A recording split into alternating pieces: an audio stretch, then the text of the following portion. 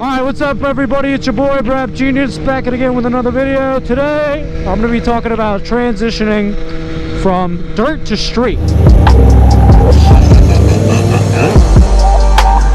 I've made a video on, going from street to dirt and how that's kind of a complicated process if you live in a very rocky terrain, like I do up here in the mountains. But when you're going from dirt to street, I will say overall it is a much easier process, and you're going to be in much better shape than if you were doing it in the reverse. So I just want to talk about some of the things that you're going to be prepared for, some of the things that you need to know to be prepared for when you're going out and doing this, and give you guys my experience. I'm someone that came from dirt before I went into street. I had a dirt bike for a couple months before I decided I wanted to get a street bike. And that was honestly the best thing I could have done, because when you can go out and handle yourself in the woods on a dirt bike, it's so much easier when you go onto the street, because out here on the street, this is smooth pavement, so if you can shift and brake and corner and do everything over rocks and boulders and make your way up these steep hills, if you could do all that, then coming out and doing it and try normal flat pavement, it's a very simple process. So you guys are going to have the advantage in that you're going to have much better control and understanding of your bike than somebody that's just learning on a street for the first time. And that was something that I realized right away when I took my MSF course. I already understood how the clutch worked, I understood how the throttle worked, I understood a lot of things. I was there trying to wheelie the stupid little 250 cruiser that they had, and coaches thought it was funny, but they're like, don't do that. But they could tell that I had experience and that I had some confidence from my experience riding the dirt. The biggest thing that you need to be aware of when you're going from the dirt to the street is, I don't know what kind of woods you're riding in. For me, there's nobody really that I ever pass in the woods, pretty much ever. I might see one or two people, but I don't really deal with a lot of other people in the woods, and you probably don't either. So the main thing you need to be concerned about is traffic.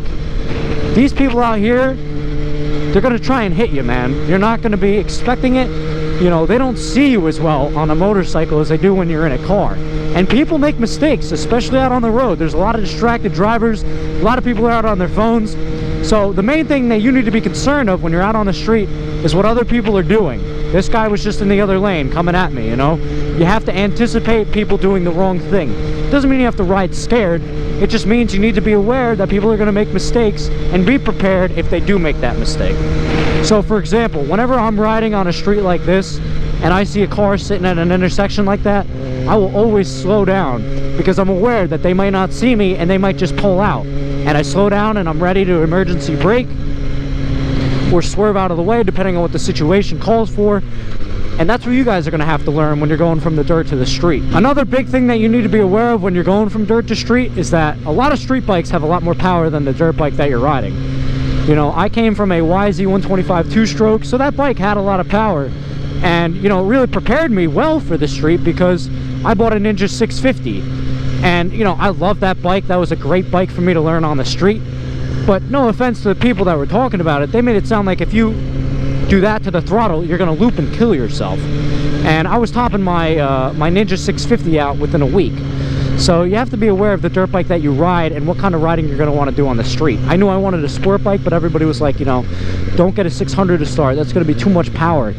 And like I said, I probably wouldn't have learned as quickly as I did on the 650, because I had taken the time to learn everything right, because it wasn't as much power. Like I said, I was able to top that bike out within a week and not really have a concern about the power, whereas maybe with the 600 I would have had more of that concern, realizing how much power was really there.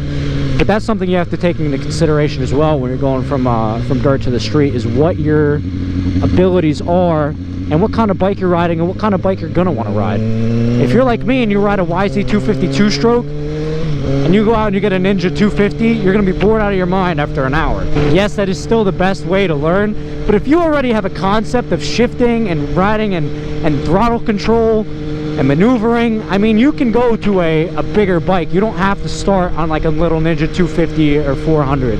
And if you want to do that, it's fine. It's just be aware, or if you're on a YZ450, or, I'm saying YZ because, dirt bikes, I ride Yamaha.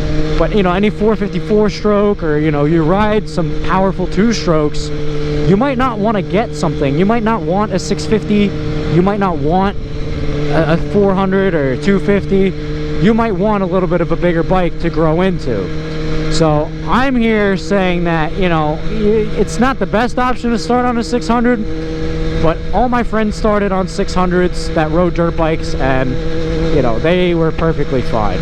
You know, like I said, the learning curve will be a little bit longer because you will be more managing the power at those higher speeds and saying, wow, you know, I could really put myself in danger here. But, you know, you could definitely start on a 600. You just have to have the self-control. If you're someone that doesn't have any self-control, then, you know, you might want to get something smaller to start, because I will tell you what, if you are not respectful to those bikes, they will put you on your ass. And it probably still would have been better for my overall riding career for me to start on a 600, because, you know, I had my 650 for a couple months, maybe 6 months, and then I sold it and bought a 1000. And, you know, I'm sure that's not a jump I should have taken. You know, it took me a long time to get used to the power on that. So, you know, maybe I would have had the 600 longer and really learned riding and how to ride, be a better rider before jumping to something like that. But, you know, that's the way I did it, and it worked out for me, and, you know, I'm at a good place now. I'm happy with my progress and how I am as a rider today, going to the track and everything, you know, and just loving life every day. But, you know, as someone that came from the dirt, I want to give you guys, you know, a perspective for, you know, transitioning to the street. Street bikes are a lot heavier than your dirt bike. You know, my Ninja here is probably like 400 something pounds wet, whereas my YZ250, that thing's a steel frame, and it's still only like 220 pounds maybe. So these bikes, they do take more to maneuver them. And if you're a shorter rider like I was, my Ninja 650 was kind of tall compared to my dirt bikes. You know, I dropped it in the driveway once, I dropped it at an intersection once because it was too tall for me, and I wasn't really used to, you know, doing the tiptoeing and balancing that kind of weight. So that's something you want to be aware of as well, is that these bikes have more weight. You're going to have to do a lot more work to really put them down in turns in comparison to what you would do on a dirt bike. A lot of my friends skip the MSF course because, you know, they already know how to ride.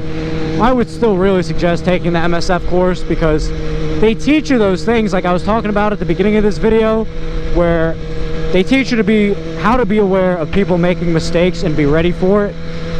And I know it's like $250 for the class, but I mean, dude, this is your life, you know. It could teach you something that could save your life. So even if you already know how to ride, I know sitting there and going through the class is kind of boring, but it's great, and you can help others while you're there. You know, I was teaching a lot of people stuff, and it's cool because you make friends. You're all going through this process together of getting ready to get a motorcycle license so you can all go out and ride.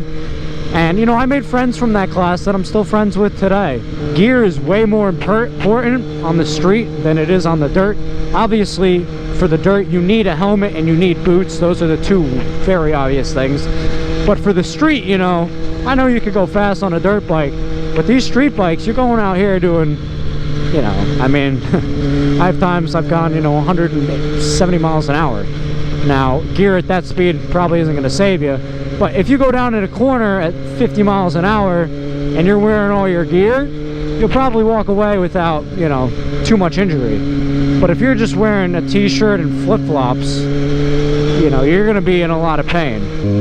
You know, I'm wearing gear right now. This flannel has pads in it. I'm wearing jeans that have pads in them, and they have Kevlar for if I go down. You know, it's riding jeans, you know. You wear jeans when you ride anyway. You wear flannels when you go out to ride, so why not get something that has some pads in them and some Kevlar so that, you know, if you go down, it hopefully won't be as bad. Those are just some of the things that I noticed from transitioning from dirt to street. Hopefully that helps you guys. Hopefully that's something that, you know, will help prepare you guys that are looking to go from the street to the dirt, or from the dirt to the street. And yeah, let me know what you think. Anybody that has any other inputs, make sure you comment them down below.